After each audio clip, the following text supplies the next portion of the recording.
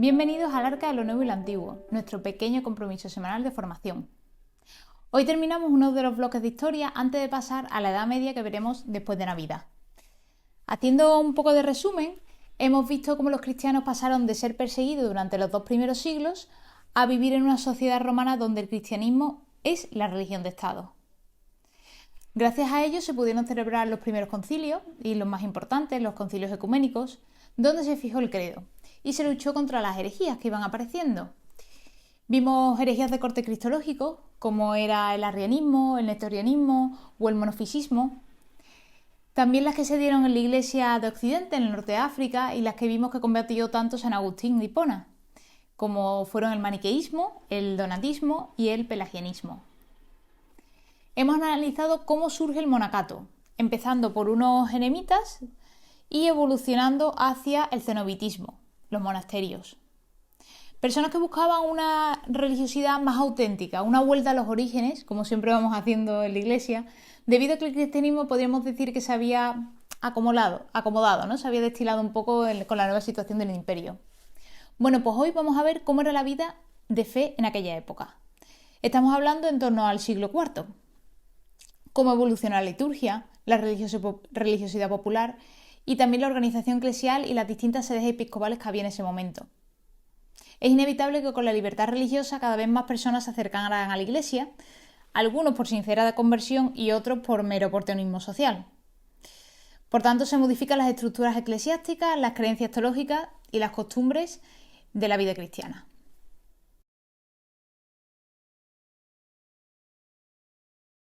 La liturgia se desarrolla mucho durante estos siglos. Por ejemplo, el bautismo que os preguntaba.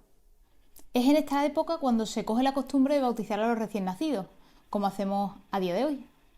Hasta entonces se había bautizado sobre todo a los conversos y tras varios años de catequesis. También se van añadiendo novedades al año litúrgico.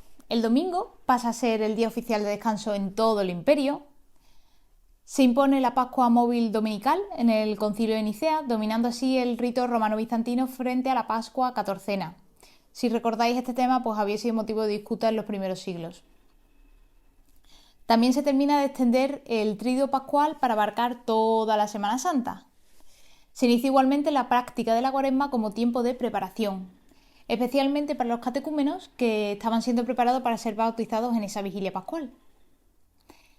De igual forma, se va difundiendo el ciclo litúrgico navideño, como puede ser la Natividad el 25 de diciembre o la Epifanía el 6 de enero. Es interesante saber que estas fechas se cogieron con la intención de combatir las antiguas fiestas paganas. Como es el caso de la Natividad el 25 de diciembre, se hace coincidir con la fiesta del Sol Invictus, que era muy importante en el imperio.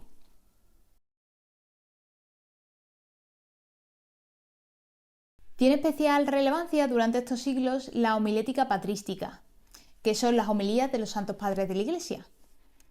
Ya vimos que la función del obispo era oficiar los sacramentos, presidir las fiestas y sobre todo el ministerio de la predicación. De esta forma muchos obispos han dejado grandes recopilaciones de homilías que han sido fundamentales para aprender de aquella época. ¿Por qué? Bueno, porque además de hablar de temas doctrinales, como estamos acostumbrados a día de hoy, los obispos eran también formadores culturales y eran maestros de vida cotidiana. Y esto pues, nos ha aportado mucha información, especialmente pues, a los investigadores que han tratado estos temas. Por ejemplo, tienen especial importancia las catequesis que se daban durante la octava de Pascua, es decir, la semana después de la Semana Santa, a los recién bautizados, pues cuentan mucho sobre los ritos de iniciación cristiana. Son también notables, por ejemplo, las homilías de San Ambrosio de Milán o de Juan Crisóstomo, donde denuncian la avaricia de los ricos y la plaga de usura, que es el tema de los prestamistas.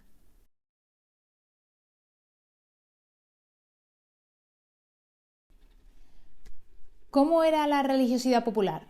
Bueno, pues la religiosidad popular florece en el siglo IV gracias a la libertad religiosa, y especialmente hubo un gran fervor por el culto de mártires y sus reliquias. Los cristianos intentaban apropiarse de restos de mártires porque se les otorgaba la capacidad de producir milagros, prodigios. Más allá de que esto manifestase pues, el apego general de los cristianos a dichos santos, esta pasión desenfrenada suscitó grandes críticas por parte de los paganos y también hubo voces disidentes dentro de la Iglesia. Debido a este fervor y con el fin de disciplinar la situación, la Iglesia fija fiestas conmemorativas para cada santo, el santo del día. Los obispos eran responsables de este culto y, de hecho, el descubrimiento de estos restos de mártires le daba al obispo cierto prestigio y autoridad espiritual porque era considerado como una gracia divina el haberlo encontrado. En paralelo, los cristianos comienzan también a hacer peregrinaciones a lugares santos, ahora que es periodo de paz, especialmente a Palestina y sobre todo Jerusalén. Os preguntaba por WhatsApp, ¿cómo es que terminamos adorando imágenes si los judíos lo tienen vetado, no? Bueno, pues es debido a esta época, en la que los cristianos vivían en gran medida en una sociedad todavía pagana. Por eso el culto pagano a las imágenes, que antes estaba tan mal visto, termina por ir penetrando poco a poco pues, en la sociedad. De todas maneras, este tema veremos que es motivo de conflicto más adelante. Al igual que también será pues, la preocupación por la influencia pagana en la superstición, en las prácticas mágicas y en los amuletos, especialmente en las clases pues, más bajas. Por último, veamos cómo era la organización eclesial. A partir de la instauración del cristianismo en todo el Imperio Romano, durante los siglos III y IV, la Iglesia irá adoptando también la subdivisión territorial de la administración pública, por motivos de practicidad.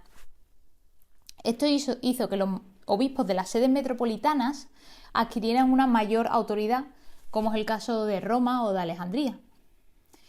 Si recordáis, vimos que en los siglos II y III, antes, gracias en parte a su actividad misionera, Roma había adquirido una cierta primacía jurisdiccional y también que Alejandría era la representante de Roma a nivel oriental. Existía, por tanto, un equilibrio entre las grandes sedes de origen apostólico, que serían Roma, Alejandría y Antioquía. En el año 330, al convertirse Constantinopla en la nueva sede imperial, la nueva capital, se rompe este equilibrio y Alejandría ve peligrar su primacía en Oriente. Parte de las humillaciones, de hecho, que vimos en los concilios ecuménicos de los obispos de Alejandría a sus compañeros de Constantinopla, como fueron a Juan Crisóstomo o a Nestorio, son en parte debido a esto.